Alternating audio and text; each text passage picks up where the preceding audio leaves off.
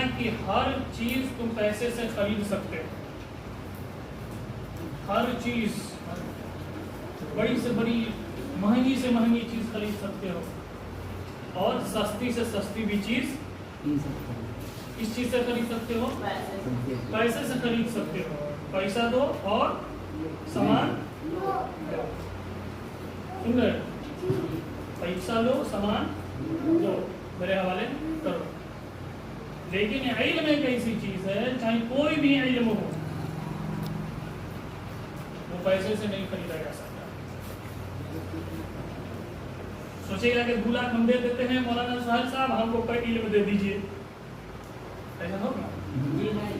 Saddam sir, मैं 3 लाख रुपया दे रहा हूँ, आप अपना इल्म हमको दे दीजिए, ऐसा होता है?